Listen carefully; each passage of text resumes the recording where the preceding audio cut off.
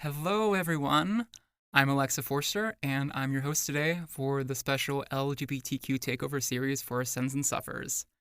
I'm super pumped to introduce this episode to everyone today, where I got to talk to Anaheed Saatchi. Anna is a climber. They're a talented, very talented writer, and an organizer for Belay All climbing organization based out of Vancouver area up in Canada. And overall, Anaheed is just an amazing non-binary human being that I felt so honored to have this conversation with them last year. And just a heads up, this conversation was recorded in April of 2021, so there may be a few things that are a little dated. However, there is so many great topics that we got to discuss together and make each other laugh that I just hope you all enjoy. So, without further ado, enjoy the episode. Wouldn't it be nice if people educated themselves so that you didn't have to correct them because they didn't assume in the first place, A, what any gender looks like? Mm-hmm. That's inappropriate. And there's no B. That's it. Don't assume. Check it out.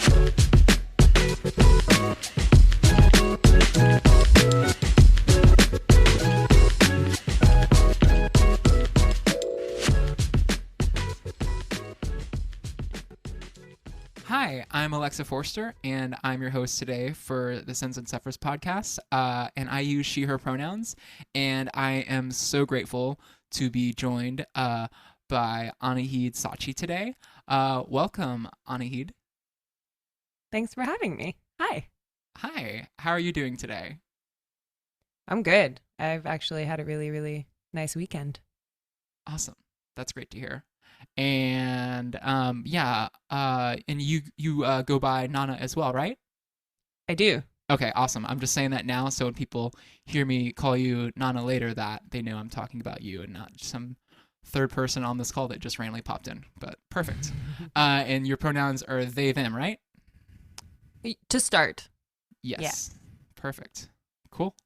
Well then let's just dive straight in and get this conversation rolling, Nana. So I kind of have this set up with these questions as a basic template, but we can totally, find something else. If something, draws you to talk about something else, let's totally go there. But one thing I love to ask people, is, or actually first just give me a brief introduction to yourself and just like who you are and where you're at in the world. Physically, I am located on Musqueam, Tsleil-Waututh, and Squamish territories. That's in Canada, West Coast. I am at a point where I'm a writer and a climber and a newly blossoming skateboarder. And I have Yes. the bruises to show for it. That's awesome. No, I've seen you all your skateboarding stories on Instagram, and I just get My so attempt happy. videos. No, like it's so much better than what I could do, and I just like started like skating like with quad skates this last summer.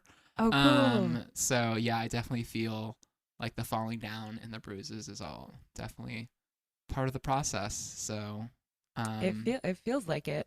yeah, but no, I've seen you like going through like a skate park and there's like all these different like ramps and stuff, and you're just like gliding through it like a pro. It looks really good. Those are the ones that get posted. Yeah, But it's just yeah, like climbing, it's right? been There's good. like all these videos that you take, or at least not everybody records themselves, but sometimes you get like a cool project and you want to, get proof that you finished this route and you got it clean or something, and there's always a nice stack of images or videos that come out deleted basically, and you never really show anybody. Which sometimes I don't know. I like to like take compilations of like my like failed attempts where I didn't quite make the move or something. And if I share something on Instagram, like in the stories, sometimes I'll try to like, take those falls and just like make a quick jump cut of each fall. And I can just play all the fails basically, so everyone sees how many times it took me to get to that point. I like that. I think Yeah. that's a really good approach. I skateboard with this group called Late Bloomers Skate Club, and it's a bunch of folks who started skateboarding in their like early 30s, I guess. And then Mm-hmm. now it's a cool space, and I have people showing me where the skate parks are and how you approach them in ways that are um like progressive. And then Yeah. they do these videos called glow ups Mm-hmm. where members put together their skate journeys for however long. It could be a year, it could be 2 years. And I just did one for fun, but for 2 months. And it's all fails. Like it's all videos of just eating shit. I don't know, but it's fun. Mm-hmm. No, that's really cool. I love that idea. Like late bloomers, that's the name of the group you said? Yeah. That's such a cool like organization, like or club that someone started. Like that's such a good idea. Like I wish there was that for like everything. Like any type of activity. Yeah.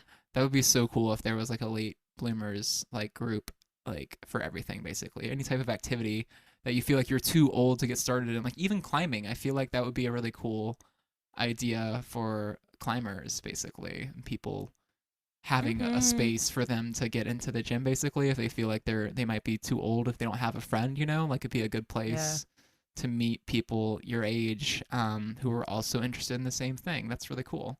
Well, and there's people who um would laugh if you said you're 30 and you're old. So, I mean, I am 31, about to be 32 in exactly a month.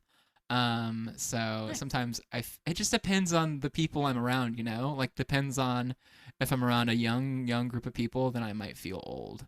But if you're Yeah, around like, you skate know, parks are usually yeah, usually young, more adolescent, youth. the Yeah, a youths. lot more youths out there, adolescents and those teenagers. Um yeah, now I feel old just saying those words. Yeah, my inspirations for a lot of things, but Mm-hmm. not necessarily my peers any Yeah. longer. Yeah, I feel that. Oh my goodness. But no, that's awesome. Um so yes, thank you for that little tidbit about your skateboarding career now. I'm excited to My see career. where Cheers. yes, see where this goes. It's excited. You know what I meant? Like skateboarding, you know, as your hobby basically. It's your I love skateboarding. it. I'm Yeah, hooked. that's Yeah. awesome. So give me now. I've heard a little bit about your skateboarding history in the last 2 months. I'm interested about your climbing history and you know your past in climbing and like what kind of got you started. For sure. I'm going into maybe my seventh year or so of climbing. Um, and I'm someone who grew up playing elite sports. I was a ski racer as a kid, and then I played basketball in high school, and kind of wanted to make that like my life. And things didn't really go that way. But when I found climbing, it was something that I understood the sport of it, but for the first time, I didn't force myself to get better at the cost of like my identity or my emotional safety or things like that. I really wanted to understand why it always felt like it cost me more than I felt was fair to access um, something that is a vehicle. Like we use climbing to have fun at the very least, or grow or explore ourselves, our vulnerabilities, our capabilities, our strength in its many iterations. And so I almost quit after a few years because I wasn't like getting it. I wasn't crushing yet, and but I also refused to go to the gym and like started climbing outside, and I was vehemently like, there has to be a way of not sacrificing my need for community and all of that to like fit into this sport.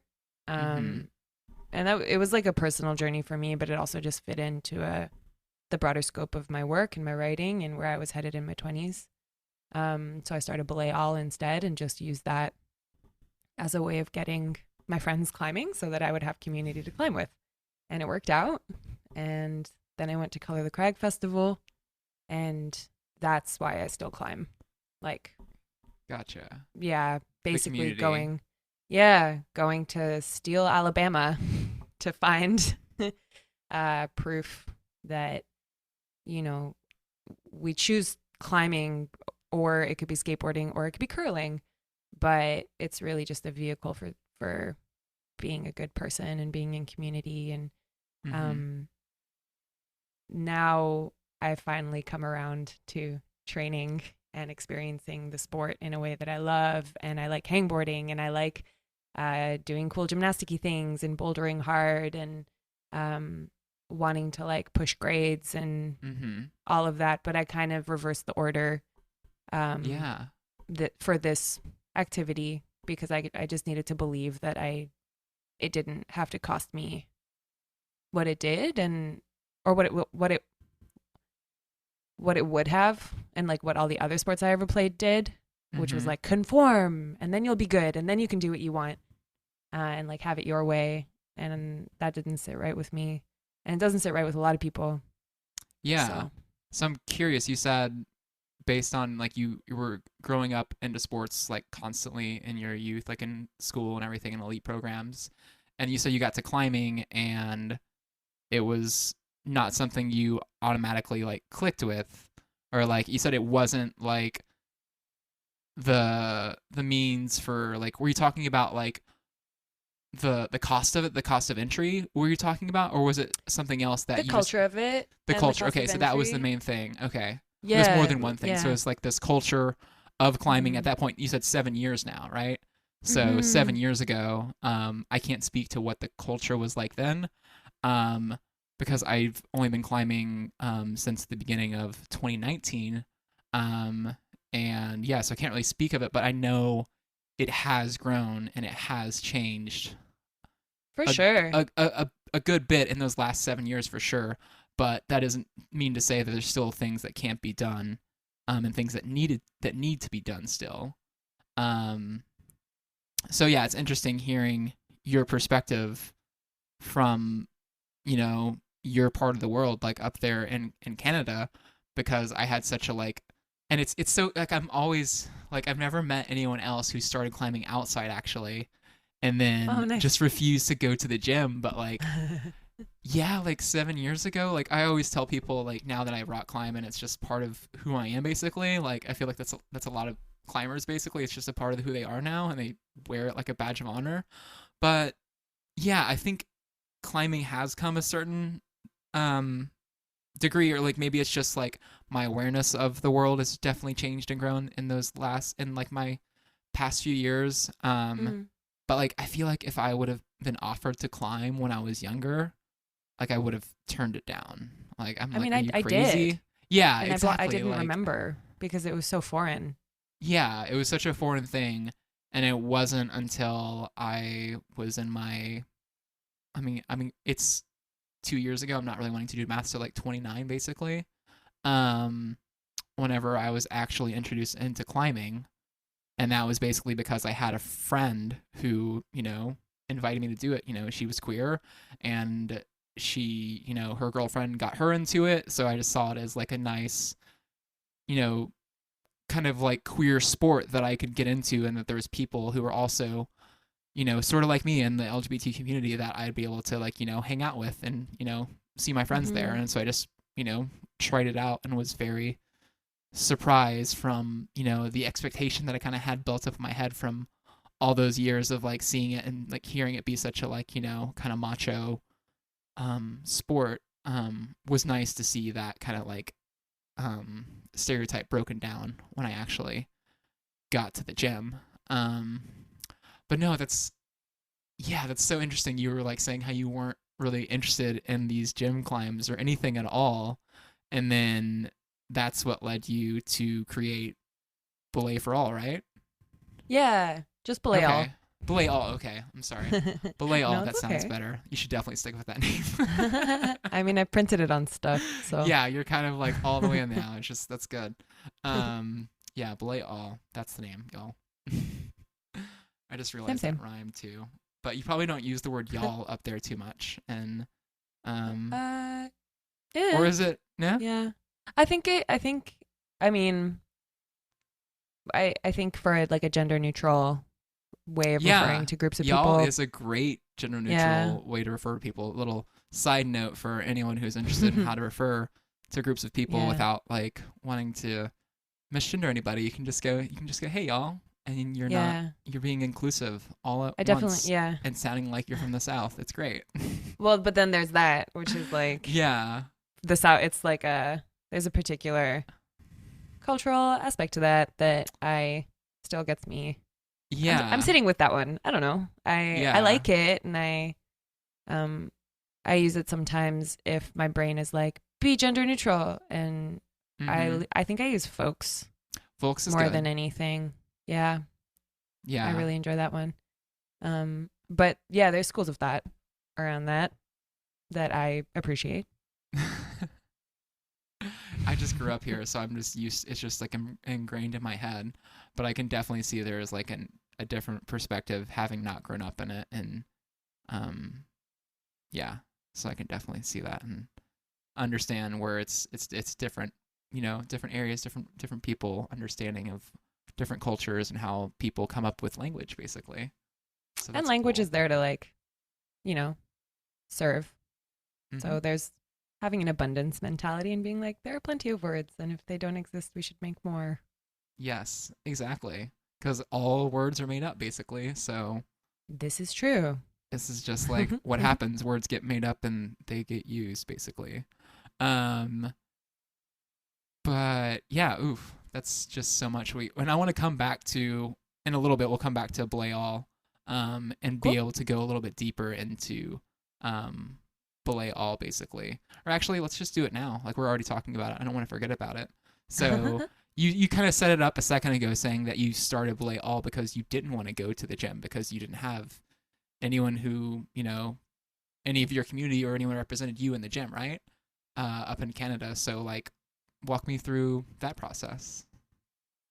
Yeah, I mean, there are groups of folks at the gym that are definitely queer, or like there's um racialized folks at the gym in Vancouver. It's a diverse enough place that even with the cost and even with the barriers to access, um relative to other places, the culture of the gym, the like who you can meet there, you meet lovely people there. And I Yeah. think if I was looking for friends, like I think if I was just looking to like meet new people, um that alone might have been like an okay hurdle. But Mhm. I was looking for like infrastructure. Like I was looking for support for my community in ways that just didn't exist.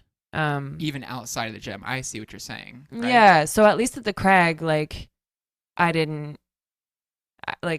I had collected gear over time, and me and my partner started like my ex-partner started Belay All together, as a way to pool gear and resources and just use climbing to help build community, because to us it just made sense, um, to address and just get rid of all of the things that were barriers. Someone was like, "Oh, I would never climb because everything's so expensive," or "I would never climb, I don't have a car. I would never climb because I'm not strong." I would never climb because white dudes. Like, Mhm.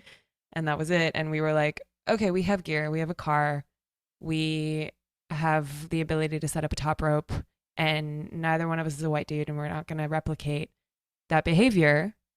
Now, do you want to try climbing? And they would say, hell yeah. So that tells me something. And Yeah. and it's just like, it didn't start with climbing either. It's just, I love climbing. I tried it outside. I was hooked. And Mhm. I don't know. It's like tourist season right now, and I'm learning about tourist season as a tourist.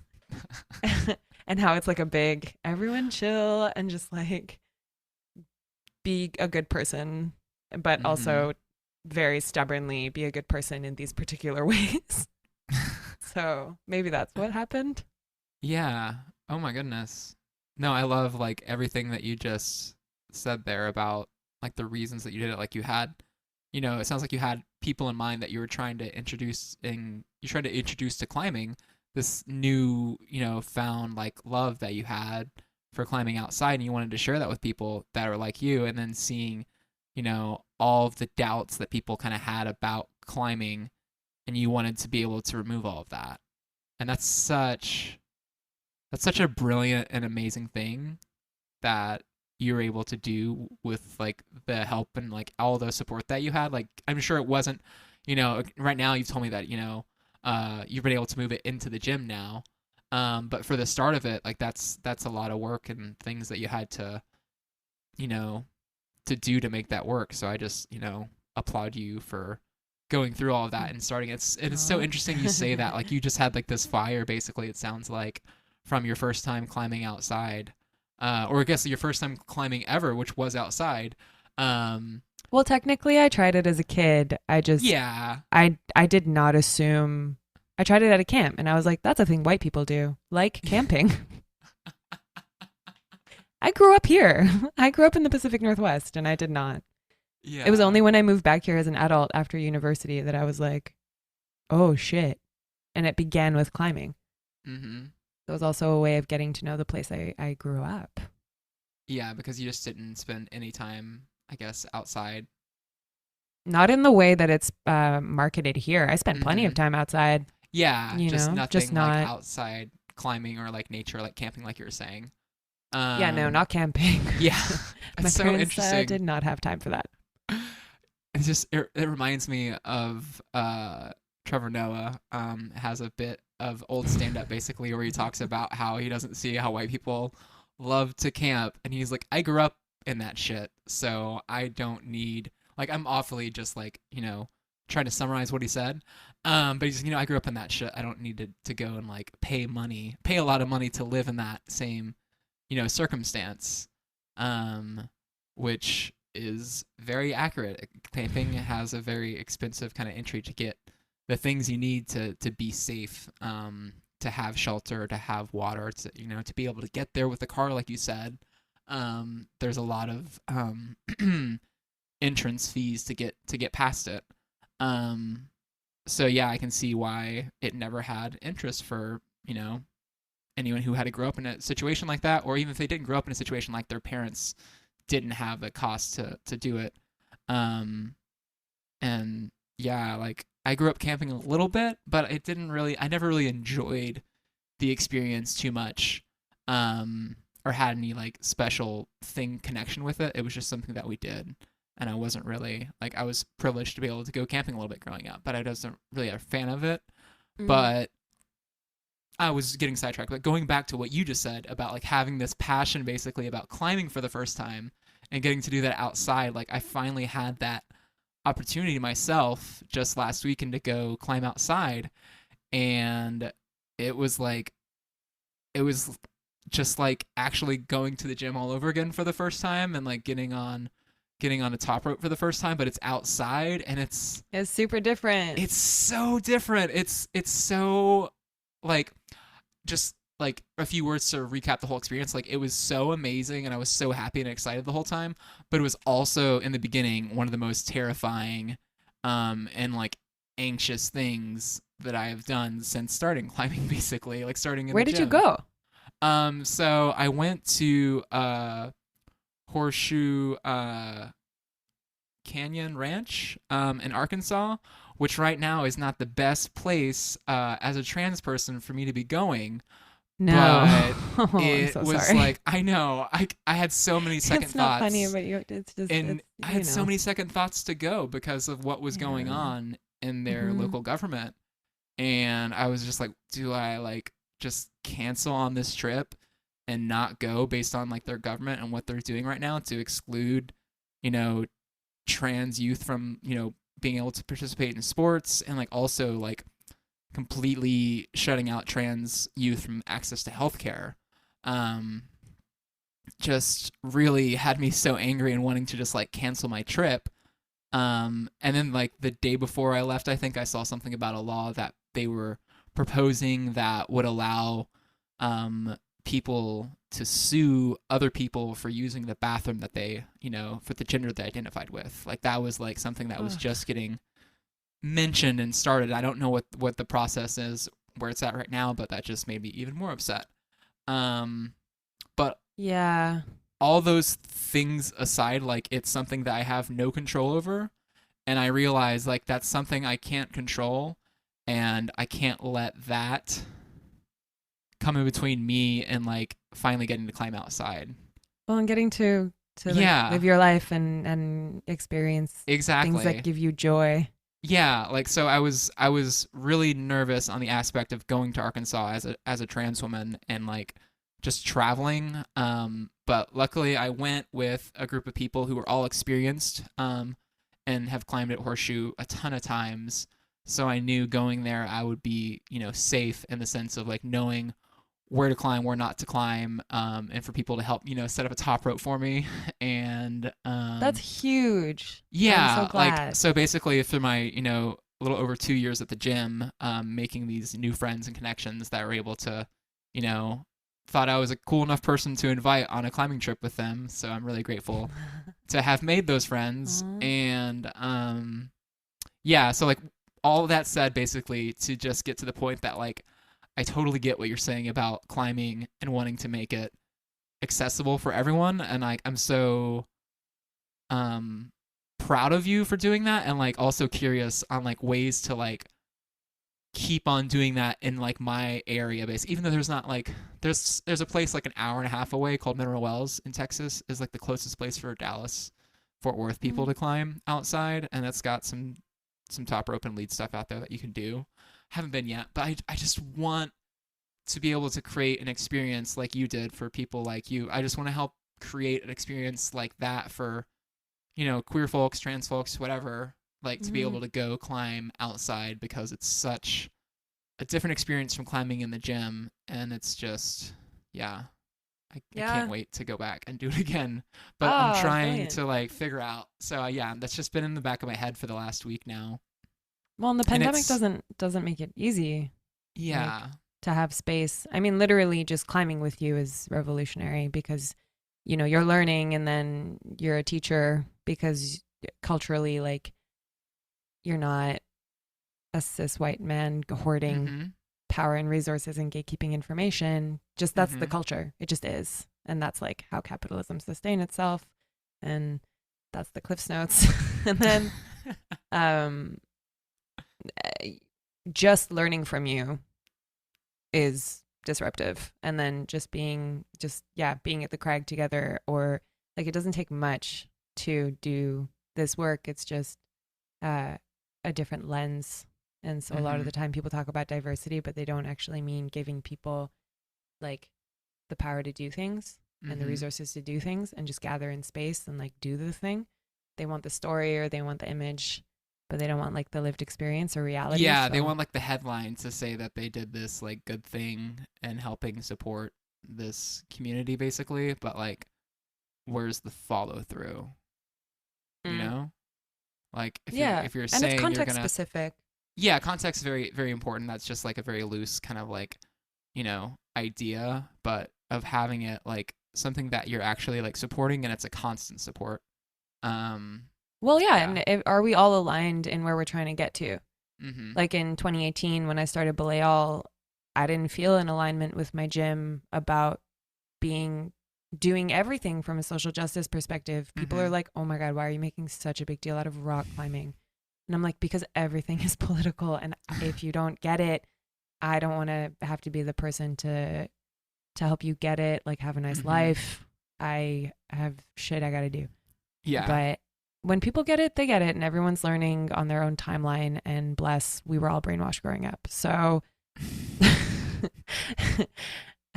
like having a good perspective and teaching from that place is revolutionary. It really doesn't take much, and that's why I love skateboarding. It could have been curling. I'm really glad it was skateboarding, but like it's the first time in my life that I've walked into a space that just already had this lens built in. And that's not the sport. Like skateboarding has the same bullshit dominant culture, Mhm. toxic masculine, just Yeah. gross.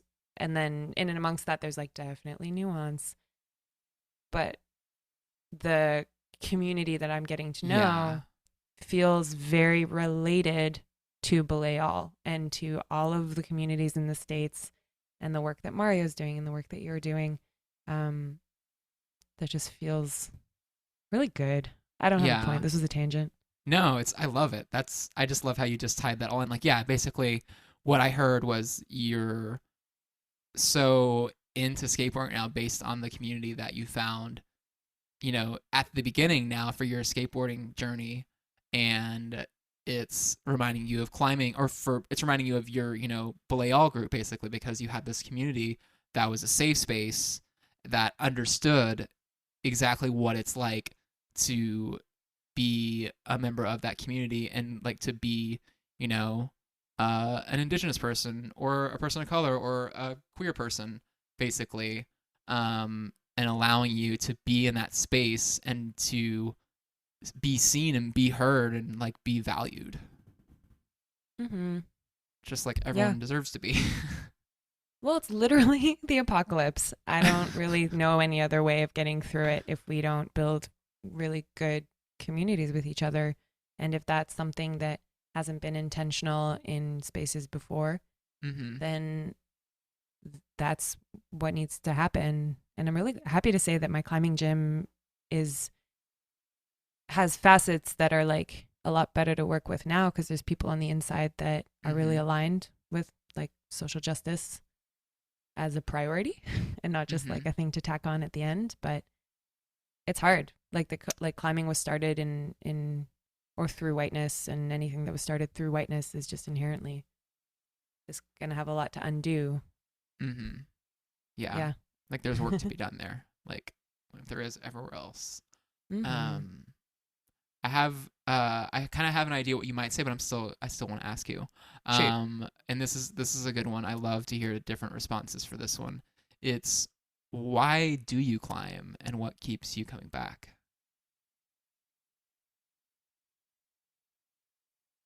You said some stuff earlier, that really resonated with me, and I'm trying to remember exactly what it was, but you mentioned, like even through the gym now, you found like this other sense of community that's probably a little bit different from climbing outside, or maybe it's similar, and the fact that you're able to get so many things out of it. I think you even said something about being vulnerable, and yeah. So I'm just curious, what if you could expand on that a little bit, now that I have this kind of question framed up for Absolutely. that. I mean, I took a pause just to. My brain does this thing where I answer like 7 different ways at once. Mm-hmm. And then I'm like, oh my God, which one's the right answer? Which and then one's I the calm best? down and I'm like, they're all fine. You just ramble and it'll be fine. But I really appreciate that since Color the Crag, I have peers who are also grassroots organizers who we talk a lot about what it means to model community building through climbing.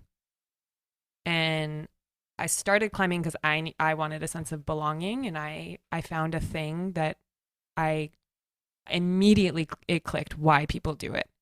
Because I tried it and I was like, oh my gosh, yeah, this centers me, this grounds me. I get to hang out outside and eat snacks, like perks of living where I live. Holy shit, what an amazing thing. But it wasn't enough to sustain me in the sport, because that's like a hella entitled reason to do something. What is the other side of that? And then it took me time to be able to justify how much money and how much time people put into getting better at climbing.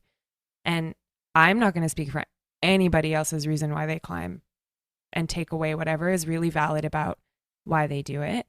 But for me, I really dug for like something that could sustain me. And then when I found people who wanted to build community and use climbing as a vehicle for social change, then I was like, oh shit, like this is amazing. And so I probably didn't climb with many people who climbed harder grades than me for years. I mostly was at the crag with people who were beginners and like burned through gear and didn't really give a shit about what grade I climbed. I was trying, but it was actually emotionally really hard, because I was like draining all of my adrenal glands every time I climbed like a 5'11 plus. Oh my gosh. So very cool thing happened, and this year I'm part of the Scarpa athlete mentorship initiative. Really? And congratulations. Yeah, thank you. I just talked to somebody else, Claire. Oh, cool. Yeah, yeah, I just talked to them great. the other week. Yeah, I love her. She's great. So that program is affording me a sense of balance where I'm setting goals with my mentor, who's Elena Yip, who is the sweetest human being I think I've ever met. And am training and can finally feel okay not trying to solve the world's problems all the time, because as a writer I also focus on being a bit of a whistleblower and being like, hey, did anyone else notice the thing in this movie or the thing in the thing? And that kind of puts me out in the public in a really certain kind of way and open to certain kinds of feedback. And then I with my writing, I've also found a balance where I enjoy writing fiction and I'm focusing on my art. It's not my job to always write about the racism. And then in my climbing, it's not my job to get through all the barriers, maybe a certain few. And then I just really quietly want to crush. That's like, I want to do a one-armed pull-up. Like I want to do like that really cool thing that I see, I don't know, like Alex Puccio doing on my Instagram, or like Body en Route, like Jocelyn Corridor is someone that I really admire. So yeah, I don't know. It's balanced out. It's just that's also because I have calibrated with a measure of privilege and perspective in how I want to apply it. Yeah. No, that was the best answer out of all 7 that you had. That was the best one for sure. Cool. But like, no, I loved like just like everything you said about like, you know, now like you're focusing on wanting to crush it, you know, like training and trying to get better, but you also have that balance for trying to make it a more open community project to welcome people in that wouldn't have, you know, access to be there. So I love that you're able to work on all of it and balance it and not, you know, kill yourself in the process of trying to make it work for every single person, because there's only so much as a single human being that we can do.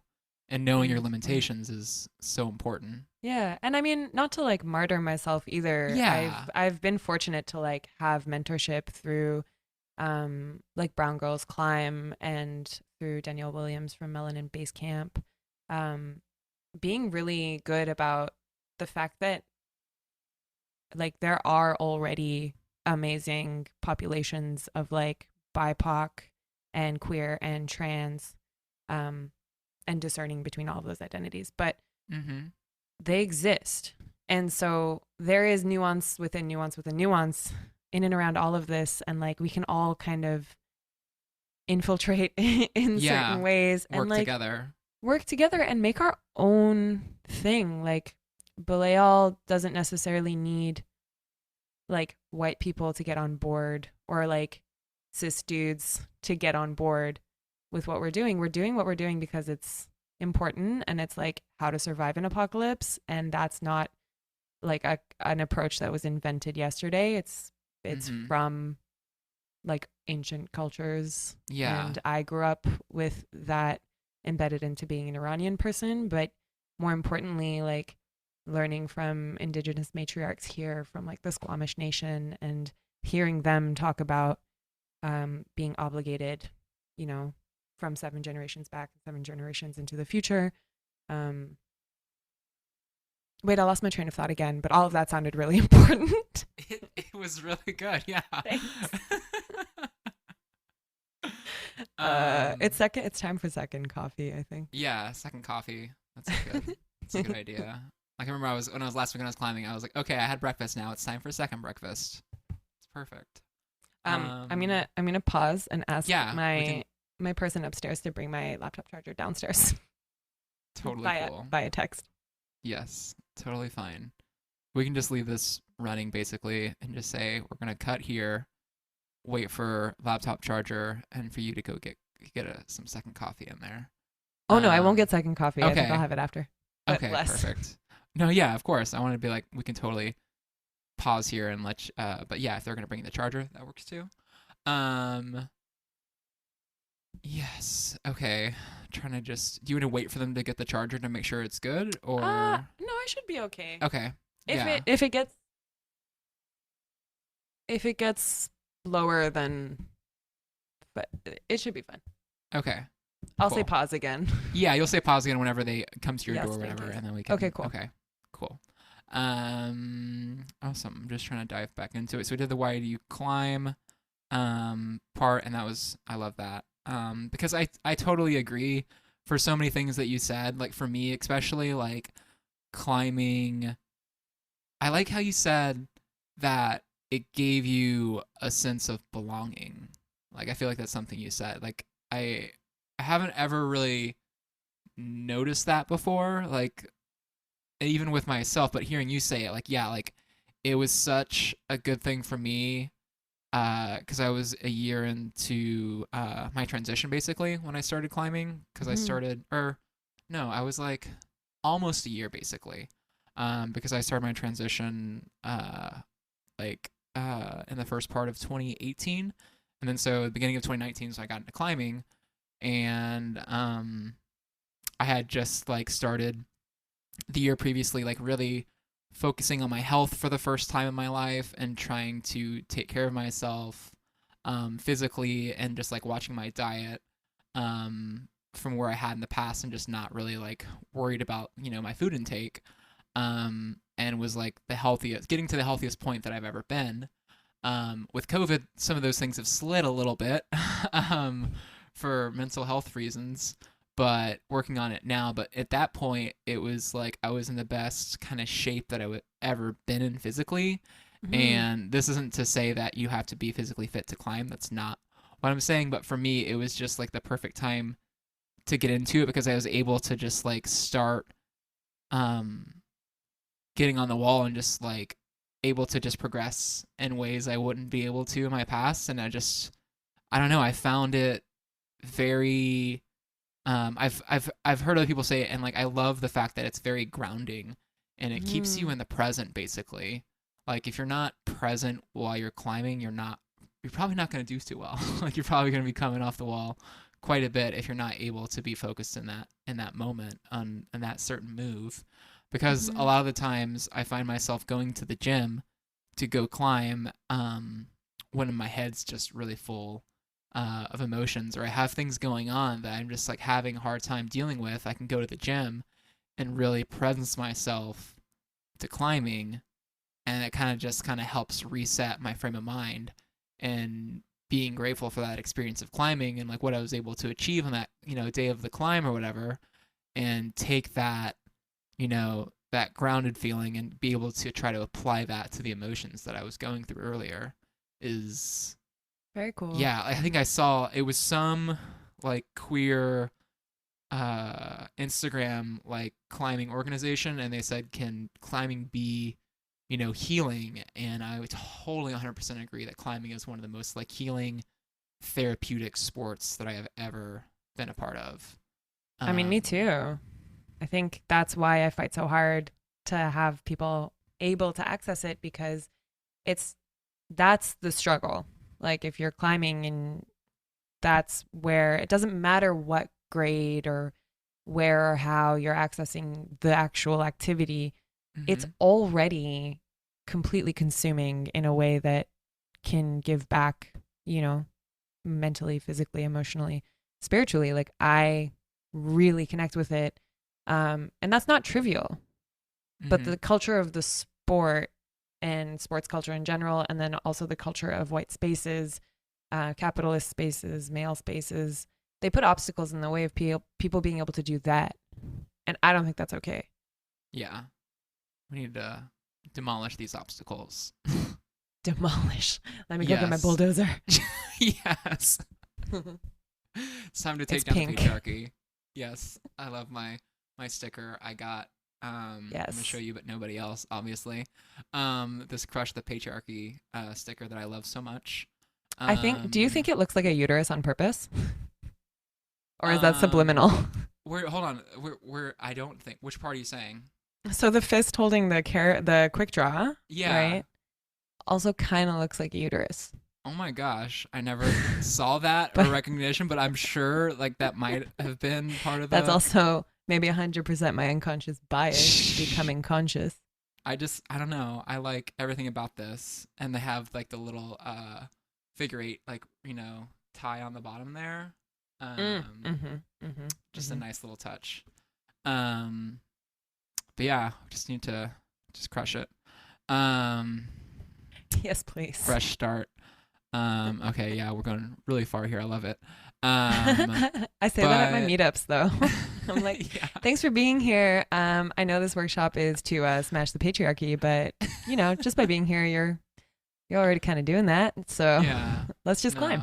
That's awesome.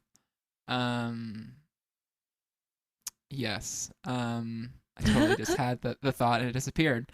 It's okay. I think I It interrupted happens. you. Sorry. No, you're totally good. I just got distracted because of what you were saying about, I just said, just need to crush it and then remind me of my sticker. But no, this sticker, I think it's from a company, Permagumby. I think that's the name. Yeah, right. Okay, that was them. Yeah, and I found them last year during COVID. And the last I saw, they were closing, which made I me think you're right. really which sad. is sad. I'm just But because it was hopefully like it's because they're on to different, equally amazing projects. But I don't know for hope sure. so.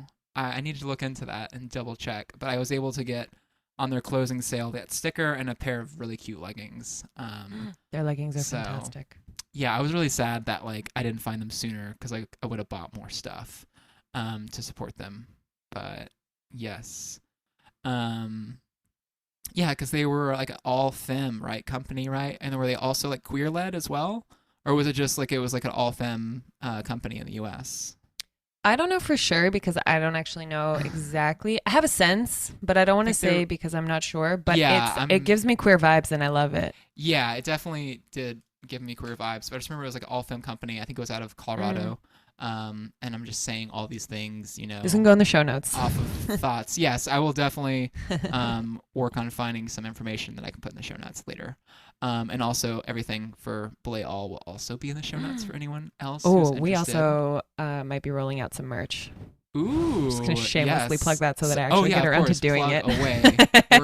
We're gonna also have links for Belay All merch for Nana's amazing.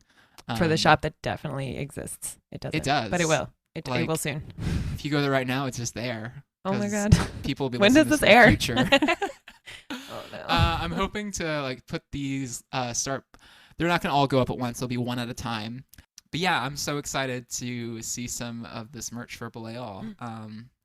Whenever it's up in the interwebs to be purchased. That's exciting. Summer 2021. Summer 2021. You heard it here first, everybody. Yes, perfect. Yeah, I love that question. Why do you climb? It's just, talking to other climbers, it's just one of my favorite things to hear people just talk about. It's so really good. humanizing. It's nice. It is. Like even talking about it. It definitely brings, is. Like centers you or grounds you. Yeah. Like there was kind of going back to what I was saying about why I climb and stuff about this last weekend getting to climb outside for the first time. Most of the time I'm climbing in the gym and I'm finding some other queer woman or just even, cis straight women to climb with most of the time has been kind of what I've found myself, flowing towards. But on this last climbing trip, it was predominantly more, cis dudes there than anything else. It was me, my friend Erica, who invited me, and she's been climbing for years. And basically, Erica is the glue and brought everyone in this group together that comes climbing. So it's kind of cool that so she's the glue that holds it all together. And then there was one other queer person, his name's Sean, and he was there as well. And I've known him through her since last summer. And everyone else was, straight cis, person. And there was one other girl there with her boyfriend, Stephanie, and she was super nice. I rode in with her and her boyfriend. But I just realized this trip was the most time that I spent with, cis dudes, white cis men basically, for the first time in forever. The most time I'd spent around, the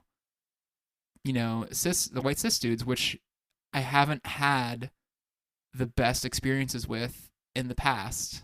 So kind of going on the trip, I kind of was a little nervous as a trans woman to go on this, kind of extended weekend trip, because Right. most days, I'm in the gym and I'll see them there and I'll climb with them sometimes, with the other group of people, and I'm just like, don't really know, how they necessarily feel about me being there, like in the gym, or if they're just being polite, or where they, where they kind of stand, Mm-hmm. in terms of how they see things. And I didn't necessarily talk about that with them, but just spending the time with them this last weekend definitely helped, I think, open my eyes to maybe kind of like I might have been, you know, had this identifier for like all white cis men as being like a bad, person.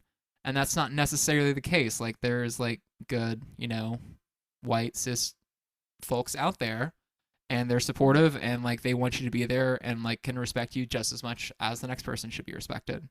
So yeah, it was good for me to get that, but at the same time, I had this idea of like I really would like to be with the group of like other like, queer folks or trans folks, like I mentioned before, like I, been climbing in the gym for 2 years, almost two and a half now, and I finally met another trans woman like 2 years into climbing in the gym.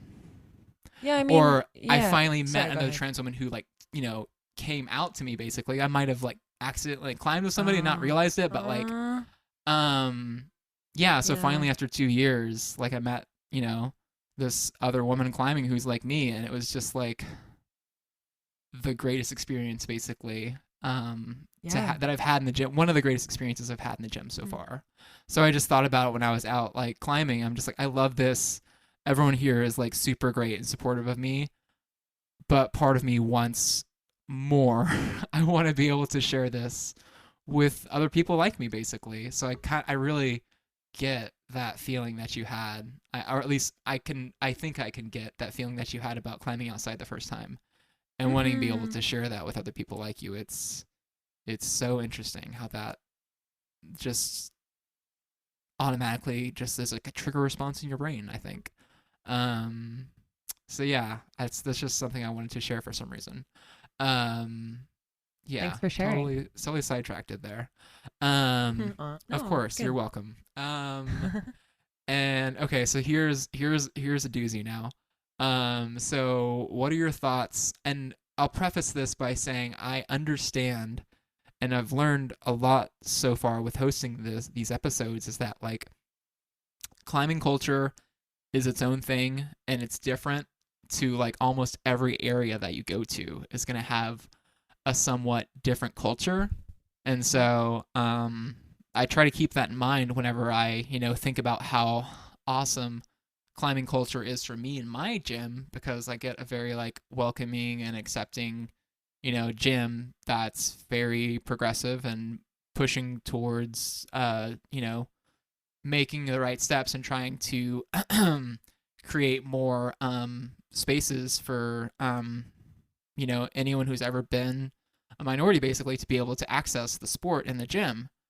Mhm. Um, and I know that's not the case for everyone, so I have to remind myself anytime I start thinking about how good the culture is that this is only a small, piece of the pie when it comes to the climbing community.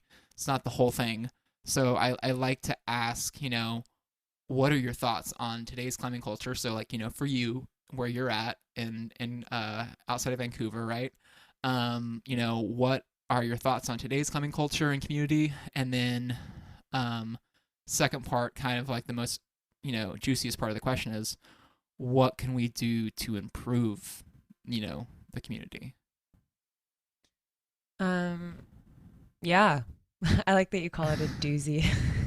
Yeah, it is. It's a very loaded question. Yes. um, I mean, it's important though. I think when it comes to how I feel about today's climbing culture, it can be like um a representation of culture in general. Um, and so it's everything. Like it has everything. So I found some of my best friends and community through climbing. People I connect with, not just about climbing, but about what it means to be alive and like create art and eat good food and love and go through heartbreak. And climbing brings us together. And so climbing is phenomenal. And climbing culture can just be that. It can be going to the gym before work or after work, or if you freelance like me, what is time? And I just end up at the gym. It can be a way of holding space for people, and talking about things without talking about them. It's its own language. Um, it has so much potential. And I think what is cool is conversations are being had now that even when I started out weren't being had around gender and around, you know, race and around like cycles of harm, like how the climbing industry has tokenized people, misrepresented people, mistold stories, appropriated cultures, perpetuated toxic masculinity.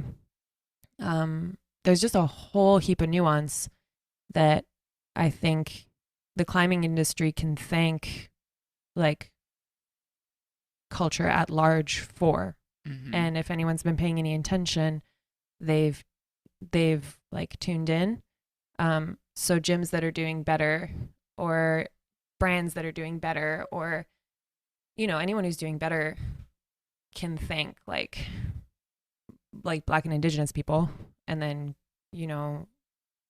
out from there for the work that they continue to do. And that's kind of how I feel about culture in general, is like we're evolving and it's the best it's ever been. And that's true. And then at the same time, we're still not always having like the appropriate conversations for who's not present, or like whose land is this actually, and this isn't a climbing area. This used to be a sacred site, and that's so inappropriate that we're not talking about it. Or like this park, like specifically, like do you like you're talking about something in your area, like when you said that? Well, there's like, I mean, there's like the iconic chief in Squamish that everybody wants to climb all the time, and then they don't know anything about like the Squamish Nation, or what's appropriate when you go there as a guest. And like to be a guest, you have to be invited. So everyone's uninvited. And then in the States, the really like prominent example is Yosemite. Like there's a park where there was a genocide, and the story behind like where Color the Crag happened, like all of it ties into social justice, like reclamations and rewritings of history that are just more accurate and actually representative of people. So what do I want to see happen is for the climbing industry to shift gears, and whoever's been in a leadership position and holds power and privilege to take a back seat in ways that actually put the right people in charge, resourced, ready to lead. And that's going to take a lot of courage.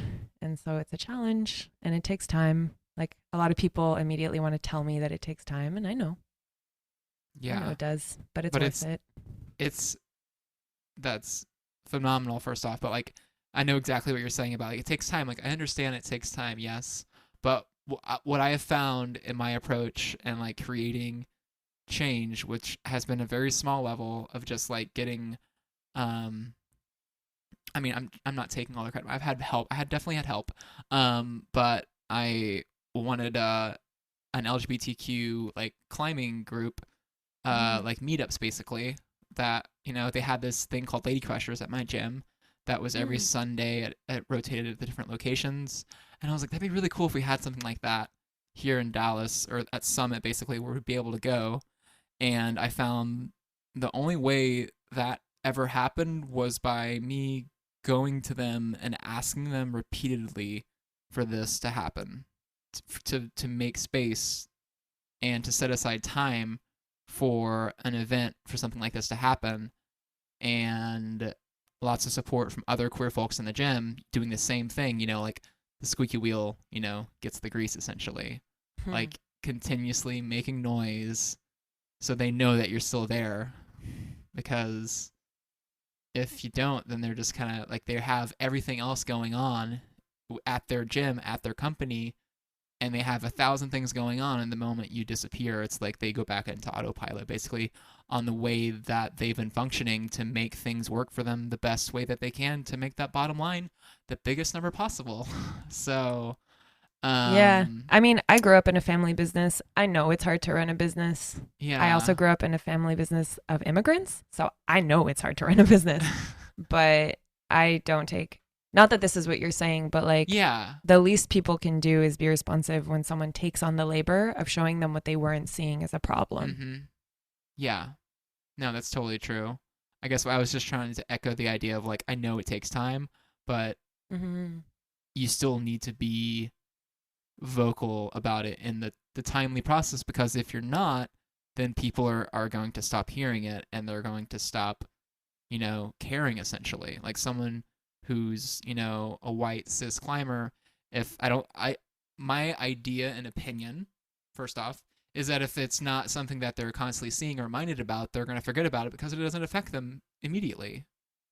It has no effect on them. So they're going to go on about, their lives and continuing on the way that they've been doing it, basically. And I don't think it's until they have a conversation like this where they learn something and like, oh, well, shit, I didn't realize, like there's things you said a while ago that I didn't even knew happened, because I'm someone with white privilege that has, had life a lot easier than anyone else who's a person of color.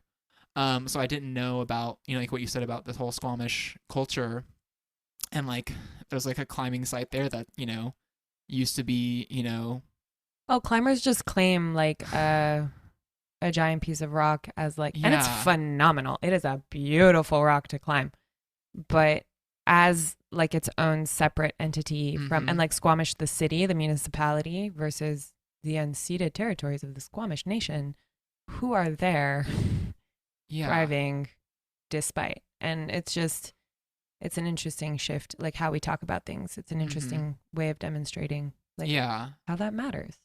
It does matter. Yeah. And it's just like the other part that I didn't realize was about the whole you said in California, Yosemite. I didn't realize there was a whole massacre there that I had no idea about, because I'm just uneducated about these things. Well, and it's also not in the movies that they make. It's not in where the people movies. climb Like, there. which Like, movies? Like anyone you've ever seen where people are up and down El Cap and they're talking about how they grew up going to Yosemite, as kids, and that's all Yeah. beautiful. But like a shout out to the history of the lands, and our like shared obligation to the history of the Americas, and it just points to a culture shift in our obligations to each other Mm-hmm. and how we are in fact obligated to each other. This like individualism that we're all grown up to like pursue and feel entitled to, and some are more successful at it than others. That's pretty fucked up and alienates us from each other, so that we don't want to fuck up, we don't want to get canceled, we don't want to do it. Well, what if we just like took care of each other instead? I don't know. Yeah. Hold on, my throat is dry. Oh, I'm gonna do that too. I should have timed that out better while you were still talking. I was trying to like lean back from the microphone. No, everyone hydrate, please. Yeah.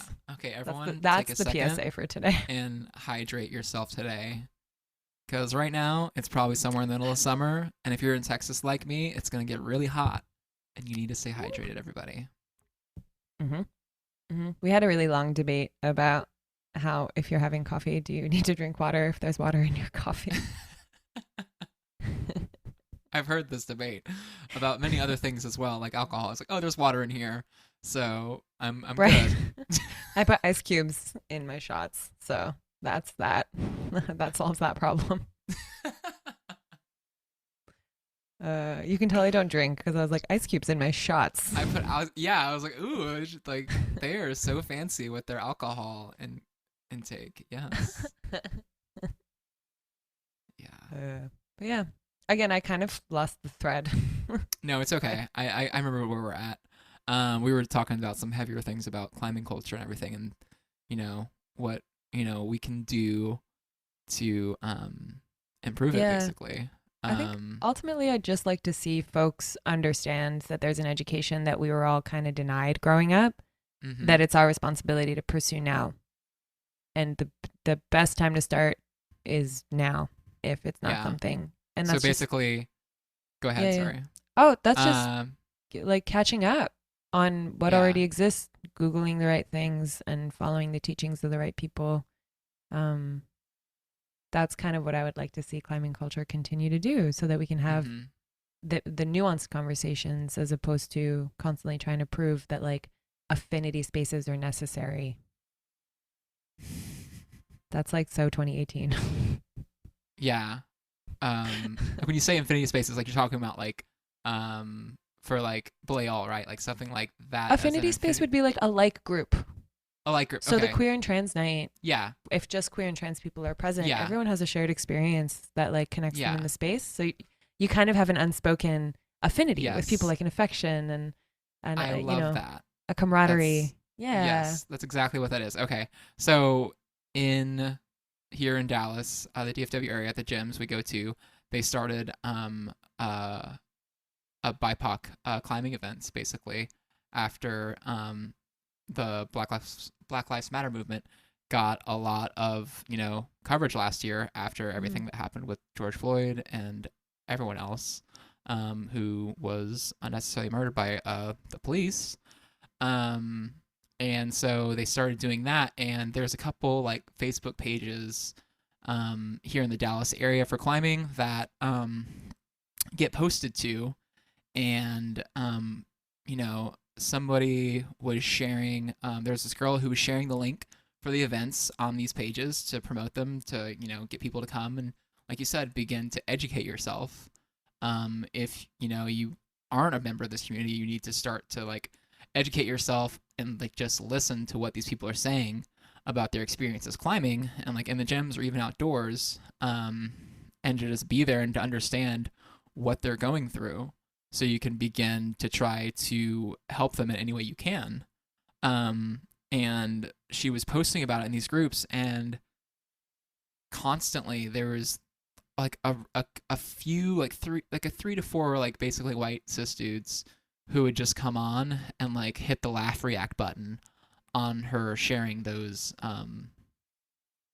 events basically on the page, because they don't see a purpose for like, why does it need, why do we need this thing, um and just completely missing the point entirely of like seeing why we need these infinity spaces to help educate. So it was very disheartening to see these things and to constantly see her go back and post about it again, and just seeing these same dudes like um this like being complete asshole basically in front of everyone on that page, and just like, yeah, like those are the people who need to be there basically the most, and like listening and just shutting up, in my opinion. And I got tired about it enough, and like there was one time I just got really agitated and responded to try to stick up for her, because she's basically just being called out by all these white dudes, and I was just like, hey, I don't remember what I said, but I was just like, you need to just shut up and come to the event. If you're not, like, if you're so resistant to it, why? First off, ask yourself that question, and then begin to like unpack these things that have been basically forced on you since birth, apparently. So yeah, that just reminded me, for someone used to the infinity spaces and how vital those things are, but it's just like, so it sucks really bad that people are still like, a majority of like old climbing culture is yet still to get behind it. There's still stragglers basically, even in my small like little slice of climbing culture, that people are still not getting on board basically, and wanting things to be equal, or they say that they're equal, but they really aren't. Like they just have their small, you know very Mm-hmm. small view of the world basically, and they're operating from that, and just, yeah, I don't know where I was going with that, but I just felt like it needed to be said for some reason. um but yeah, it's something that I have to remind myself, as uh even as a trans person, like one of the one of my old friends from college found out I was trans before I came out, basically. So it kind of like got outed to him through social media. And he just like reached out to me and was just like, "Hey, what's going on? Are you okay?"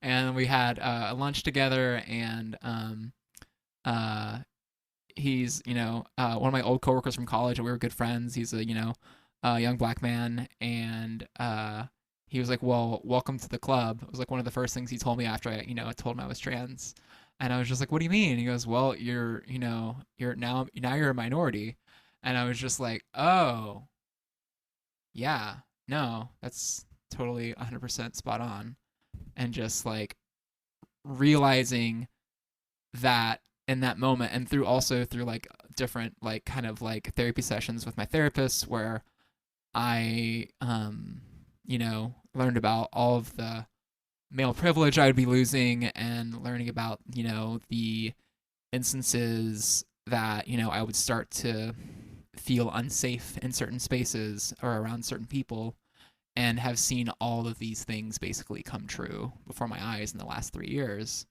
But I still have, I'm still white. There's nothing I can really do that's going to change that. So I still do have this white privilege from my history as well, that I have to continually work on putting, my opinion to the side and listening to what someone else has to say from their perspective, so I can get a more holistic view and see how things are for other people. And I think that's been one of the best things for me in my transition, is for sure, is being able to hear other perspectives, to understand how people are coping or how they're getting through, their transition, if they're already further along or something. Like, it all comes together to community for me to be able to listen and to understand and be able to try to empathize with what other people have gone through, and to just give them respect and support and love. Mm-hmm. Aw. Well, I'm glad you have access to people who can give you that, and that you can turn around and afford the same to community, and like no longer having the option, or like we're taught growing up to like conform to like XYZ set of criteria, and if you come from whatever background, then this is how society like paints you, and this is how you're supposed to be. And if we diverge from that, D word, yeah, then it puts a target on our backs, and so we find each other, and there's empathy around that. That's really healing. It's also really sad that that's the case. But turns out there's a whole world outside of really fragile, like, masculinity, and like fragile white supremacy, and all of these systems. And it's not about whether a person's good or bad. It's about like a culture that brainwashes everybody into not being themselves, and into acting from a place of fear or scarcity. And I just like don't want that. Yeah. I think you just like said it all right there in like 2 words: operating from fear and scarcity. Like, that's basically, we've been so far divided for so long. We've created this fear of the unknown from someone who's not like us. And I mean, all of that has been written about. There's books and books on it, like on like the page. Like, it's just become buzzwords that people can like paint across, because it's been so long that it's just like actively ignored. And that's what's unacceptable at this point. There is no need to add to the conversation around what these things are. There's literature from so long ago up to today. But anyway, sorry, that was a tangent. No, it's like 100% valid and a very good point. It's like you're saying, the work's already there. We're just not listening to it, basically. Particular people. Particular who have people, an option where the people to. with the money basically aren't listening, because it's going to hurt their finances. Basically, it all comes Yeah, or back to people who like capitalism. have internalized Um, that and just like still maybe want to hmm conform. I don't know. Yeah. I'm like, I really like being queer and like hanging out with other queers. So Yeah. for me, it's not really an option. But it's Yeah. also, it takes privilege. Like my parents didn't have the same privilege as me to like pursue hmm the depths of their identities. And there's been times in my life I've had to put it on hold because shit hit the fan. So hmm it's cyclical. It's not necessarily linear, any of it. Yeah. Okay. Well, this kind of like comes back from our last question, and it's have you come across any um hardships as a member of the LGBTQ community, or as a non-binary person, or as an Iranian person? Like, have you like what hardships have you come across, and if you have, like, I think you told me on our initial call that you have, and then if so, like, are you willing to share, any of those experiences? Um, yeah, it's always tricky. Like it feels weird to like search through my mental archives for like examples of either microaggressions or like trauma, but I also understand how like painting a picture for people who otherwise just don't see it because they don't know Exactly. um is like good for helping educate folks and bringing them along. Um the gender piece is interesting. Like I identify as non-binary. I use they them pronouns, but also I find the conversation around pronouns really limiting. Um I want to use they them pronouns when I first meet people because it creates like an intentional pause and they don't just peg me for like a cis woman because I have long hair and sometimes I'm more femme presenting. Um you know, and that doesn't mean that I don't also feel like a woman and that I don't also enjoy Mm-hmm. hearing myself referred to as she, knowing that people can carry some of that nuance for me and carrying it all the time by myself. Um, might not seem like much, but it adds up because it's literally every day of your life out in the world. Mm-hmm. And then also wanting more language, wanting better language, wanting us to like being ready and then just kind of waiting for society to catch up and these conversations to catch up because my communities are like, you know, pretty good about holding space for this nuance and we're working on it, but like I get misgendered at the gym every day, you know, Mm-hmm. and Yeah.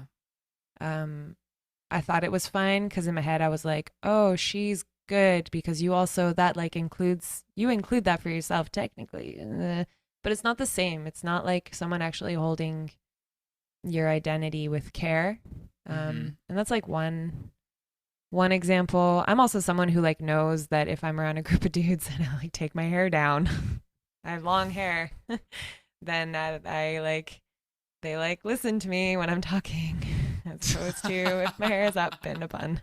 And that might seem ridiculous, and it's because it is, and it So shouldn't I be the always keep case. my hair in a bun at the gym. Yeah. Or and like, you know, my family's Muslim and like just having, you know, the the conversation around like being queer and culturally Muslim. My Muslim identity is like invisible. Um in my writing, like my online persona, um, because it too has nuance, and so I don't really appreciate that there's like space for that in the conversation if folks still aren't getting my pronouns right, or they still refer to like the Middle East, and we're not having the conversation about how that's a problematic term, or um, other ways are like the amount of time like you and I were talking earlier that it just takes to like prove the necessity of Mm-hmm. something that just shouldn't be a question anymore. Yeah. And certain things are just textbook. Like if an organization is white founded, it's going to be racist. And like how can we just go through this checklist and start like making changes? Mm-hmm. And who does that? And like it's not it's not that simple, and I think people like kind of want to come at me for just speaking and like the tone that I often speak. I get tone policed a lot. Um, so it's tricky, but I think honestly, like the hardest thing, all of that is is like par for the course. But the hardest thing is just seeing the effects in people that I love. And I've I've like lost relationships, and I've lost people really close to me. And like climbing, again, like climbing's great and it's transformative, but like queer people like literally lose people. Like it's a pandemic. I could give a fuck about climbing. Like people are dying, and not just from COVID. Like queer communities, we're losing each other. Like we're losing family and friends. And I'm at the climbing gym and somebody is like misgendering me, but it really makes me think about how like 2 days prior, you know, we had to intervene in like someone's crisis. And where I live, housing is really insecure for queer community, and there's just an ask for white cis people to understand that it might seem like I'm talking about climbing, but I'm never talking about climbing. I'm talking about systems that are hurting people that I love. And that's how we prevent like the apocalypse. And we didn't do a very good job of that. And so now that it is the apocalypse, let's do better. Yeah. And I take naps. Wow. No, that totally makes sense, because like I asked, like I see like the fault in this question is I ask it in a very specific way about climbing, but you're right, it doesn't just the problems that people face who are, you know, LGBTQ plus or BIPOC or any other, you know, minority, like they face it in climbing, but they'll also face it outside of climbing and like everywhere else in their life. So it's a very, now I'm seeing it's a very limited question basically in the way that I ask it. So it's very important for the language to be correct. So thank you for helping me see that. Yeah. Cheers. Very yeah. important. I'm glad that came through. I think like that wasn't that was like unconscious for me too, but I think it is inevitable. Like all these things just tie in everywhere. Yeah. Yeah. Oh, you look so thoughtful right now. I know. I'm really sad because I'm thinking about like, you know, like you're talking about like losing, you know, like, because like, yeah, I've lost people for, you know, transitioning in my life and moving forward with being myself. Like, yeah, like you lose people along the way, and that sucks a lot. And it's very painful. Some people are fortunate where they don't lose much. And then some people are just like, you know, have, you know, the worst, you know, lost story that you can think of. Like when I meet specifically when I meet other trans women, like I just had dinner with the other, you know, trans woman I met at the gym not too long ago, and we just sat there and like she was like, okay, so are we gonna swap origin stories here? And just like basically tell our whole like coming out / beginning transition story, because it's just so common for trans folks to have to go through so much shit to be who they are. Talk about a late bloomer. Like, yeah, like really, honestly, like I really need that group down here, like stat. But yeah, it just, dang it, it was in my head and it just disappeared. But what you're saying about, you know, being misgendered in the gym, like, God, like I can't count the number of times, because I started climbing 2019, a year into my transition, and I still had like way too much facial hair on my face because my hair is very dark, so it was just like coming through. Even after I would shave or something, you would still see it there. So I started climbing with lots of splotchiness on my face, and people just read that as not not passing basically in the worlds of trans folks, just 100% not passing all the time. And because I wasn't about to like put makeup on to go into a gym, it just doesn't make sense. And And that's And not so, a you yeah, problem. That's a them problem. exactly. It's on somebody else who doesn't understand, basically, because they're not educated. Um, and like now, the longer I've been transitioning, I like have had laser work done to get rid of like most of the facial hair. And when I was climbing in the gym, I didn't really like before COVID hit. I didn't really. Had basically cleared it all out, and I had thought, like okay, like before I open my mouth, I would consider myself to be somewhat passing. My opinion of myself, basically, before COVID hit last year, and because I'm really, my voice is the one thing that I feel that automatically kind of clocks me to cis folks, basically, and that when they hear these speak, basically they just know I'm trans instantly, which bums me out, and I try not to be too hard on myself about it. But that's just kind of where I'm at, and it gets like even now I'm wearing a mask climbing in the gym. Like I was just at my gym last night, and I actually went on a date and took this girl climbing for the first time, which I love to do. I love to take people on dates climbing because it's just like here's the perfect audition test to see if this is a good if this is a good fit. Like, are you gonna want to go to the gym with me or not? And one of the employees who was leading this orientation for her, I was trying to tell him that I understood what he was doing, that I could help and like be her belay partner or whatever, for orientation, and he was just like said something and referred to me as he, and like I was just like, really, you had to do this like now? Like, what's it gonna take? Like, yeah, like I'm like wearing like basically rainbow leggings and like a tank top and like and my hair is like pulled back in a ponytail, whatever. Like, what more do you need to see?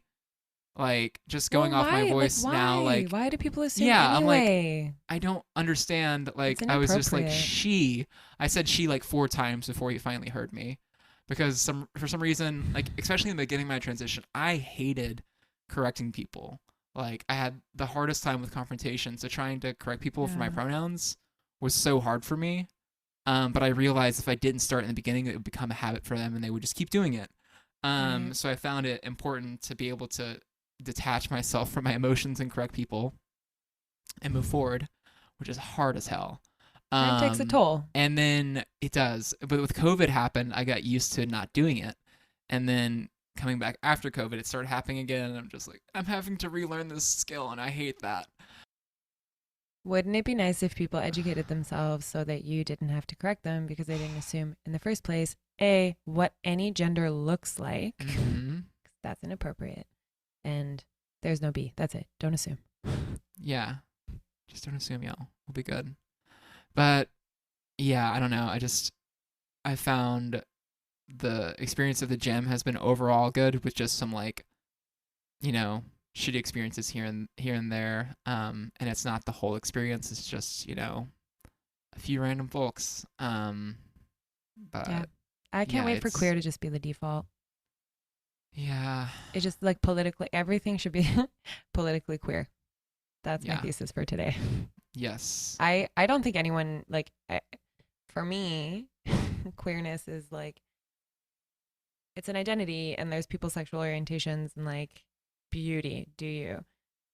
But then also, like, the answer to like toxic hetero culture and like normativity is to just queer everything. Like, queer is a verb, and it freaks people out, but like, yeah, it's just, all it means is paying attention to nuance and like being like fluid and adaptive and thoughtful and trauma informed, which for the most part is what queer community does. Yeah. Like, we heal us and hold space for our stories and embodied trauma, and not to like go ahead and paint all queer folks as super traumatized, but a queer identity is like a practice of holding space and being thoughtful and not just perpetuating some like bullshit norm, like how we are supposed to be in the world, how we're supposed to love in the world. Yeah. Gotcha.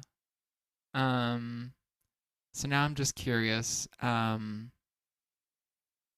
about kind of your background and how you came to figuring out, being non-binary. I'm just always curious to hear from other people what their experience has been. Sure. I mean, it was pretty funny because, like, I knew I was gay. Ooh, sorry, hang on. I had to That's the readjust my problem with sitting the gays. We position. just can't sit straight. We can't I sit. can. Oh, I could never sit still. Um, I knew I was gay really young. I was like 14 and just like didn't think because my only knowledge of what gay people were supposed to look like lesbians, was you can't be above a certain height, apparently. And then you have to have short hair and you have to have an armband tattoo. And I was none of those things. So the first person I ever came out to was my high school English teacher, and I honestly believed that she was going to tell Aw. me I wasn't allowed because I didn't look the part and I was already too tall. She didn't say that. She said, "Okay, here's some pamphlets, and I'm here for you, and don't rush into anything." Aw. Yeah. And she just kind of became like my stand-in, like auntie, and we're still Mhm. friends. I And now she's love a that. best-selling author and is like crushing it. Really? Yeah, That's shout out so Tanya freaking Bateju. cool. Just released her Okay. second YA novel called Bruised about queer What's her roller name? derby. Oh my God. What's her name again? Tanya Bateju. Oh my goodness. So I had a Mm-hmm. professor in college, and her name is Tanya as well. And she was like, I wasn't out at that point, but like her and I have connected afterwards. So I just love that we both have professors or Precious teachers Tanyas in named our lives. Tanyas. Yeah, a bunch of Tanyas that are awesome, um, and doing cool shit, like mm-hmm. selling books that are about queer folks. So that's Yeah, awesome. and queer folks of color and just queer Yes. youth. It's Oh my like God. she But just wrote the books that we both needed and didn't have. And like the funny thing is like also I just like to see similarities and call them out. Uh my high school, like my senior English teacher, like I said, I wasn't out yet, but we've connected since then through Facebook and whatnot. When I'm like posting queer stuff about myself. Like her so yeah, she was my English teacher, and her and I were really close because like she created this whole basically period for me to be her assistant, because she was in charge of like the UIL like thing in Oh, the school, and so like I had yeah. this whole period to just like sit and like not do a whole lot. Like I did like a couple days of work that whole semester.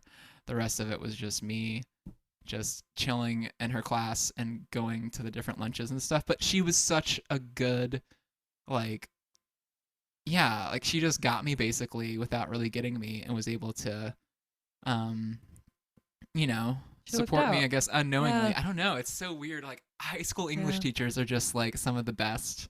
Gems. Support like people, like I think of instantly, my mind goes to the book, The Perks of Being a Wallflower, and I think about Mm-hmm. yeah, his high school teacher in that book and how supportive he Yeah. was, and Yeah. oh, it's just Um, so good. I'll actually answer your question though.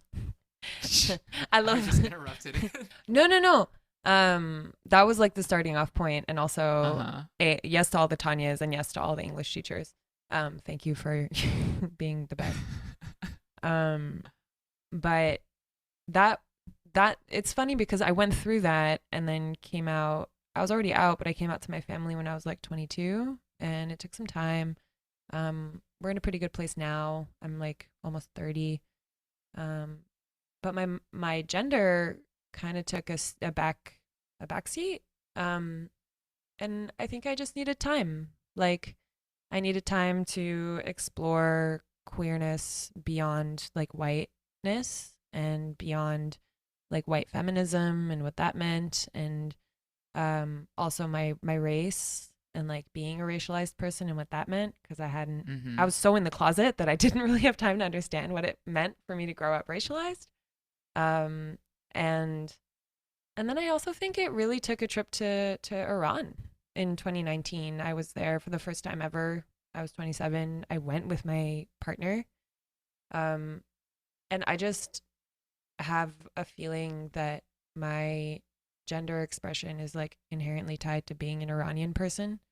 Mm-hmm. And I think, and I won't speak for all Iranians, but I think my Iranian identity is just really queer. Um, and for me, the best I can think of right now is to claim non binary as an identity. And I still went through non binary puberty and thought that I wasn't non binary enough and that I don't have an androgynous wardrobe. And like the perfect shoes to match my like perfectly pleated trousers with like a button down shirt that like makes my silhouette ambiguous and whatever. Like I would wear that outfit, but I also just needed to like shed more layers. And so it took me Mm-hmm. until the end of my 20s to really embrace and sort of feel like I was faking it until I realized that I was doing it again, where Mm-hmm. non-binary is like whatever I want it to be, to the point that an Exactly. Instagram account wanted to shout me out as on their like account um for something to do with climbing and being queer, and then they were like, "Oh, but it's for women." And I was like, "That's fine." And they were like, "Oh." I was like, "Yeah, yeah, it's fine. It's just not the whole story." And I was Yeah. socialized that way, so it's probably going to take me the rest of my life to like tap into like the rest of me, and that's cool too. Mm-hmm. All in like Yeah. Instagram DMs, and they were like, "Great, thanks." But yeah, Yeah. it might change No, I again. I don't know, but yeah, it's feels like good. evolving. That's definitely something I realized as a trans person is like, at least for me and like my like transition and whatnot and like the beginning of everything, like I bet you've had a similar kind of maybe feel or experience, but like for me in the beginning of my transition, it was very important for me. I felt like I was making up for lost time basically in Yeah, terms of like trying to have my gender presentation be more to be femme. that's Um, real. and it was like I was like trying to prove to everyone else that I was a woman, that I am, you know, that I'm a woman basically. And I was so obsessed with like trying to force this image that has been built into my head by, society and our culture and what we see in advertising and everything, that I need to be this certain size. I needed to be this certain look to pass Yeah. um, to everyone. And then the further along into my transition, I just like, I'm so grateful for my non-binary friends or gender non-conforming or however that you identify, for being able to show me that gender is a construct. Like Hmm. everything is constructed and man-made to basically sell something at a store. um, Ah, but and that's such missed it's potential too. there is missed potential, yes, but like it actually helped me understand the the things that I've been taught and to be able to break it down to the point and say, look, yes, gender is constructed, but it's also important for people. Like for a lot of trans women, it's highly 100%. Yep. important to be, 100% feminine, 100% this all the time. But I was able to kind of see that and be able to actually feel more feminine without having to like force any type of certain clothing that would need to present, as like more feminine. I can just be myself and comfortable and 100% confident in who I am Mm. as a woman, as a trans woman in my experience, and not have to rely on other people's opinions on how I look to be Yeah, absolutely. a woman. Yeah. And like who are you doing it for? And like Exactly. no, thanks for sharing that. Like someone asked me recently like, "Do you identify as trans?" And I said, "Yeah." And I didn't really hesitate, and that's like relatively new for me too. And the way that I would express that is to say sometimes I feel transcendent and sometimes I feel transient in my gender. Um, and I think it's important to keep like blurring these lines and challenging people to understand gender as an expression, and that Mm-hmm. what people really want to do is categorize us. Yeah, they just want to have a box basically and be able to just, Basically. they just want to like that's what I think it's because the way our minds and our brains operate, we like to organize things in a certain way, Hmm. and our brains are like fixated on like putting people with a label basically so they can, I think helps them remember things a certain way. But it what will we put also on the forms? gets, yeah, what are we going to put in that box? You're going to need a lot more boxes. That's what I'll say. We're going to need a bigger piece of paper with more boxes, basically. If you need to label it all, then prepare for more labels, people. Yeah. There's one more question that I have for you, and then I was just going to open up for you for anything else that you think that we haven't talked about. But one thing that someone just told me, I was just like talking to people about the podcast and trying to get ideas for trying to keeping it fresh for me and for everyone else. A good question that I think it's from another podcast, but I can't remember. I'm trying to give credit, but I'm missing it and I can't remember. I'll try to put it in the show notes then. But basically, it's, if you could go back and tell yourself, young Nana, young before coming out and everything, if you could go back in time and, tell her something, what would you, or tell them something, if you could tell them something, what would you say?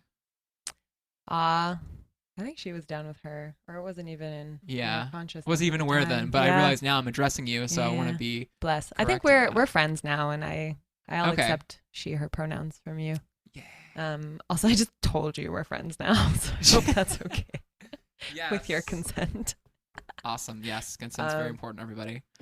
I'll second that PSA. I've been thinking about this recently. Also, I think starting a new sport has gotten me thinking about what 14-year-old or 13, 12, 10-year-old Nana would like think about me. And maybe it's because I'm about to turn 30 and, there's been like a seismic shift in the way we're living our lives. But I think I would tell like her that like she already has all of the tools that she's gonna need, and that like her inner compass is what matters most. And she had a good idea about that at the time, but there weren't that many people around her affirming it. Like I would say maybe one or two chosen family kind of were who I latched onto really young. And if I'd had maybe like a few more people just validating that like you're allowed to be that way in the world, and honestly people are going to turn around and actually be impressed by it, then like she would have lost her brain would have exploded. And that like it's going to be a slow burn, you're going to get exactly where you want to go. Just you don't need to rush anything, and just like just sit with all the feelings. You're gonna have so many feelings. Yes. Oh my gosh. So accurate. That's such a good answer. And like what stood out to me in that for me was like the like trust yourself. Yeah. Like listen to your intuition.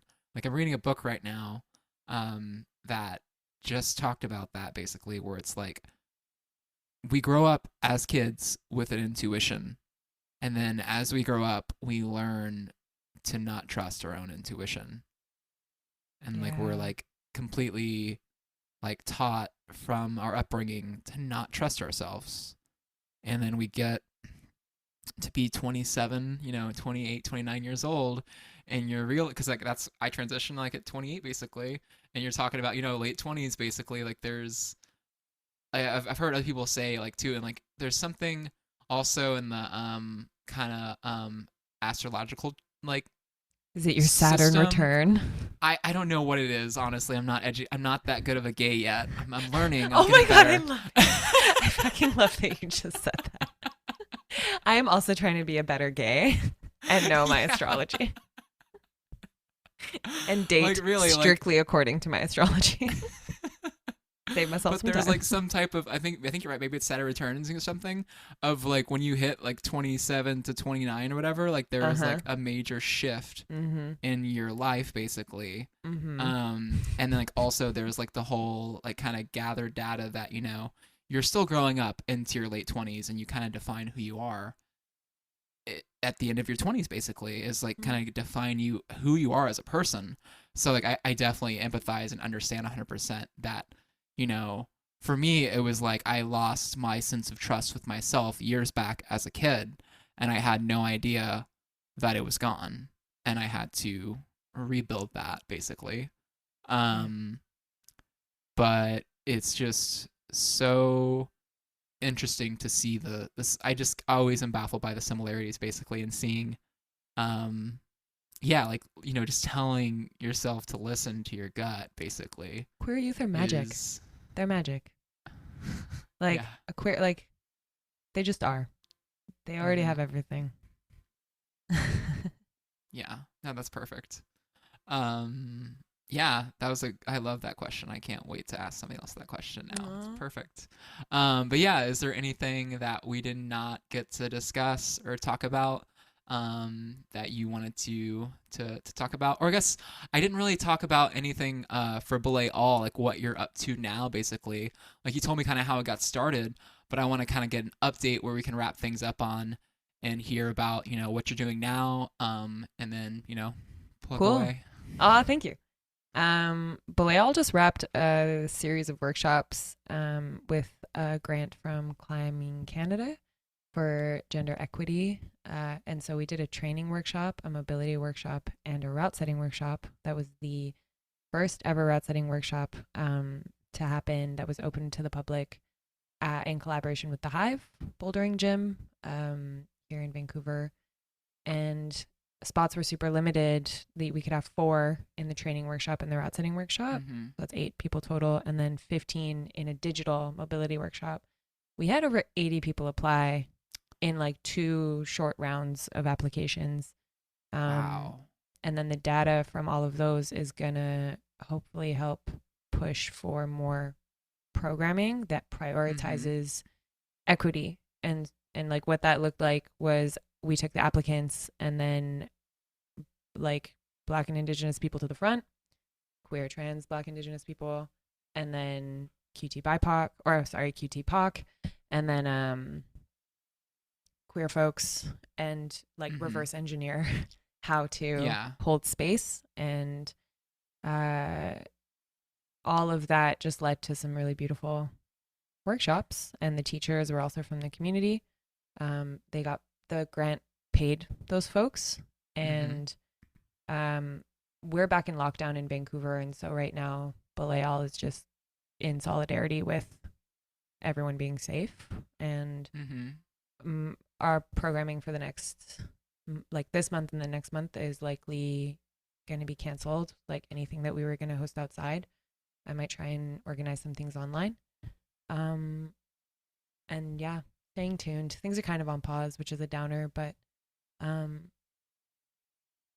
it's, I don't know. I'm still excited to like have Belay All be like at least a digital gathering space where people can connect and Yeah. focus on launching like the website and broadening it that way. Nice. Things that I haven't really had time to do. So this is like Yeah. less of a promo, more of like a insight into the back end, running it Yeah. mostly by myself right now. Because I didn't know you were in lockdown again, so Yeah. and like it's cool that you're talking about wanting to have a digital space at least for Belay All, because I know how important community is in lockdown.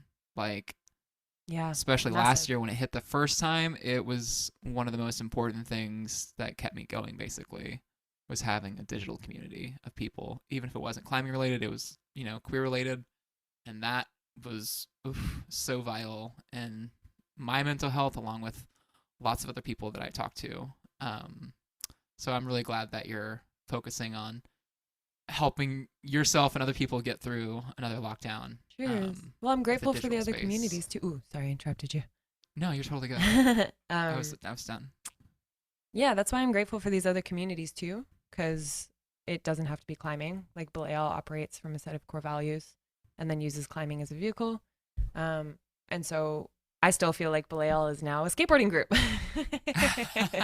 And like I, I have members seeing videos of me skateboarding wanting to know, because turns out these like queer, trans, and like racialized folks maybe also wanted to skateboard as kids, just like they wanted to climb and felt like it wasn't for them. And there's phenomenal people here doing work like Judy Kasiyama from Color the Trails, who partners with late bloomers. And then there's Maya Antone from Indigenous Women Outdoors. There's Erin Gilpin from Indigenous Women Climb. So even if Belay All isn't like running a meetup, like we're still in conversation with each other as a community, and then we're in conversation with other grassroots groups to hold space for each other in ways like the industry can't or won't or isn't yet. Isn't able to, because they're so weighed down by all the corporate side of it that they're not able to be as nimble and like fast and reactive as a grassroots kind of company is. Yeah. Which isn't to like give them a pass or anything. It's just but some of them are really struggling because they're very beholden to the economy and the way the pandemic's taken a hit. I don't want to see any of the gyms go out of business. I don't want that for anyone. And so that's really hard right now. Yeah. But Belay Alls, we're around. I'm around. Awesome. Yes. Yeah, some things are on hold. Cool. Meetups are on hold, but the conversations are still happening. It's cool. Yeah. Well, I hope that it's not long before y'all's lockdown is lifted so y'all can have another meetup here soon, or whenever it happens. I hope it's on the sooner side rather than the later side. Me too. But yeah, was there anything else that you wanted to talk about, or ask me if there's anything that you wanted to go over before we wrapped up? Not particularly. I just want to say thank you for having me. This was really, of course, really sweet, and like a deep dive into climbing and things that I love talking about. Yeah. Yes. I'm very honored to have been asked. Perfect. Well, I always feel so great whenever people responded back and were just like, yeah, it was like the opposite of what I originally thought would happen. Like I sent out a bunch of messages and was hoping to get a couple of them, and I got back like almost all of them. So it was a very honoring process for me as well to like have responses from you and like everyone else basically. So yes, thank you. It's just a whole thankful process for everyone. But yeah, thank you, Nana, so much for the conversation. I enjoyed it, and I hope you did as well. And yeah, hopefully eventually when I get my passport, because that's like the last piece of my like whole transition is like getting a passport, and I've kind of just been dreading the process because it's just super long and complicated. But when I do have my passport and like, you know, people in the US are able to start traveling to Canada again, I definitely want to come up there and climb with you up there. I would love that. Yes. Yes, that sounds please. Perfect. And, you know, obviously it's a new world order, but navigating it, I hope to be able to offer folks, you know, a space to stay again. Yeah. Invite community into my home. That's what I love doing. So yeah. And then if you're ever in Texas for some reason, you let me know. I like the for some reason to see you. For some reason, if you're ever in Texas, visit besides, you. Yeah. I would love to take you at least to my gym, and then to maybe something close by when I'm a little bit more better oriented with close by climbing. But yes, awesome. I love this. I love this idea for us. It's perfect. But yeah, okay. Thank you so much, Nana, for your time and thank you, Alexa. Everything you had to say. It was very, very educational for me, at least, and I'm sure some other people will get something out of it as well. Cool. Oh, well, thank you again.